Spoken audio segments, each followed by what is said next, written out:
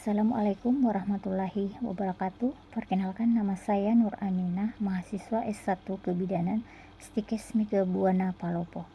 Di sini saya akan membawakan materi tentang peran bidan sebagai praktisi yang otonomi, akuntabilitas, dan regulasi. Yang pertama, pengertian otonomi. Pengertian otonomi di sini memiliki 2 poin. Poin pertama yaitu pengertian otonomi kebidanan adalah kekuasaan untuk mengatur persalinan, peran dan fungsi bidan sesuai dengan kewenangan dan kompetensi yang dimiliki seorang bidan atau suatu bentuk mandiri dalam memberikan pelayanan. Poin kedua, otonomi bidan dalam pelayanan kebidanan, profesi yang berhubungan dengan keselamatan jiwa manusia, adalah pertanggungjawaban dan tanggung gugat atau accountability atas semua tindakan yang dilakukannya, sehingga semua tindakan yang dilakukan oleh bidan harus berbasis kompetensi dan didasari suatu evidence-based. Selanjutnya, pengertian dari akuntabilitas. Akuntabilitas di sini berasal dari bahasa asing, yaitu accountability, yang berarti pertanggungjawaban. Akuntabilitas di sini memiliki makna keadaan untuk dipertanggungjawabkan ataupun keadaan untuk diminta pertanggungjawaban. Praktek kebidanan merupakan inti dari berbagai kegiatan bidan dalam penyelenggaraan upaya kesehatan yang harus terus-menerus ditingkatkan mutunya, meliputi yang pertama, pendidikan dan pelatihan berkelanjutan. Kedua, penelitian dalam bidang kebidanan. Ketiga, pengembangan ilmu dan teknologi dalam kebidanan. Ketiga, akreditasi. Kelima, sertifikasi. Keenam, registrasi.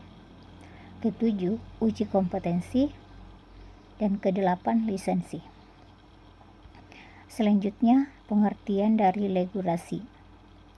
Regulasi di sini menurut pasal 1 Undang-Undang Kesehatan nomor 36 tahun 2009, dalam ketentuan umum terdapat pengertian pelayanan kesehatan yang lebih mengarahkan pada objek pelayanan, yaitu pelayanan kesehatan yang ditujukan pada jenis upaya, meliputi upaya peningkatan promotif, pencegahan preventif, pengobatan kuratif, dan pemulihan rehabilitatif.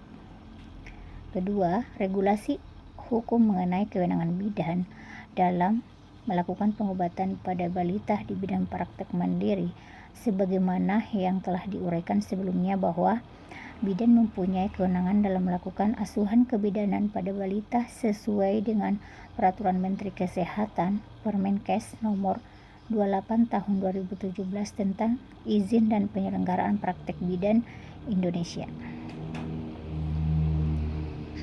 Di sini ada bentuk-bentuk otonomi bidan dalam praktek kebidanan. Yang pertama, mengkaji kebutuhan dan masalah kesehatan. Yang kedua, menyusun rencana asuhan kebidanan. Yang ketiga, melaksanakan asuhan kebidanan. Yang keempat, melaksanakan dokumentasi. Yang kelima, pengelola keperawatan pasien dengan lingkup tanggung jawab. Persyaratan dalam otonomi kebidanan. Suatu ketentuan untuk melaksanakan praktek kebidanan, dokumen kebidanan dalam berikan asuhan pelayanan kebidanan sesuai dengan bentuk-bentuk otonomi bidan dalam praktek kebidanan. Selanjutnya, syarat-syarat dari otonomi pelayanan kebidanan meliputi ada 4 poin di sini. Yang pertama, administrasi seorang bidan dalam melakukan praktek kebidanan hendaknya memiliki sarana dan prasarana yang melengkapi pelayanan yang memiliki standar dan sesuai dengan fasilitas kebidanan. Poin kedua, dapat diobservasi dan diukur mutu layanan kesehatan akan diukur berdasarkan perbandingannya terhadap standar pelayanan kesehatan yang telah disepakati dan ditetapkan sebelum pengukuran mutu dilakukan.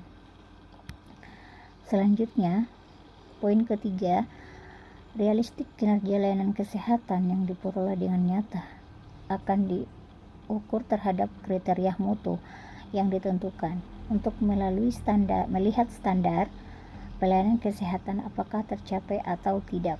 Poin keempat, mudah dilakukan dan dibutuhkan. Kegunaan otonomi dalam pelayanan kebidanan. Otonomi pelayanan kesehatan meliputi pembangunan kesehatan, meningkatkan kesadaran, kemampuan hidup sehat dalam upaya promotif, preventif, kuratif, rehabilitatif untuk meningkatkan sumber daya manusia yang berkualitas. Selanjutnya, supaya bidan di sini mengetahui kewajiban otonomi dan mandiri yang sesuai dengan kewenangan yang didasari oleh Undang-Undang Kesehatan yang berlaku. Selain itu, tujuan dari otonomi pelayanan kebidanan ini meliputi 6 poin. Yang pertama, untuk mengkaji kebutuhan dan masalah kesehatan, misalnya mengumpulkan data-data dan mengidentifikasi masalah pasien pada kasus tertentu. Kedua, untuk menyusun rencana asuhan kebidanan, merencanakan asuhan yang akan diberikan pada pasien sesuai dengan kebutuhan yang diperlukan oleh pasien tersebut. Ketiga, untuk mengetahui perkembangan kebidanan melalui penelitian. Keempat, berperan sebagai anggota tim kesehatan, misalnya membangun komunikasi yang baik antar tenaga kesehatan dan menerapkan keterampilan. Kelima, untuk melaksanakan dokumentasi kebidanan, mengevaluasi hasil tindakan yang telah dilakukan, mengidentifikasi perubahan yang terjadi dan melakukan pendokumentasian. Keenam, untuk mengelola perawatan pasien sesuai dengan lingkup tanggung jawabnya, membangun komunikasi yang efektif dengan pasien dan melakukan asuhan terhadap pasien. Selanjutnya, kegunaan otonomi dalam pelayanan kebidanan. Otonomi pelayanan kesehatan meliputi pembangunan kesehatan, meningkatkan kesadaran, kemauan dan kemampuan hidup sehat dalam upaya promotif, preventif, kuratif, dan rehabilitatif untuk meningkatkan sumber daya manusia yang berkualitas. Selanjutnya, registrasi adalah proses seorang profesi untuk mendaftarkan dirinya kepada badan tertentu untuk mendapatkan kewenangan dan hak atas tindakan yang dilakukan secara profesional setelah memenuhi syarat-syarat yang telah ditetapkan oleh badan tersebut. Terus, pengertian registrasi menurut Keputusan Menteri Kesehatan Republik Indonesia Nomor 900/Menkes SK/7/2002, yaitu proses pendaftaran, pendokumentasian, dan pengakuan terhadap seorang bidan setelah memenuhi standar penampilan minimal yang ditetapkan sehingga mampu dalam melaksanakan profesinya.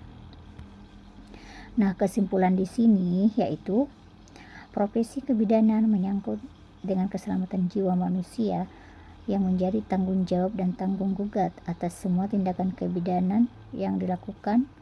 Praktek kebidanan merupakan suatu yang sangat penting dan dituntut dalam profesi kebidanan. Tindakan yang dilakukan oleh profesi kebidanan ini didasari oleh kompetensi dan evidence base dan diperkuat oleh landasan hukum yang mengatur profesi yang bersangkutan.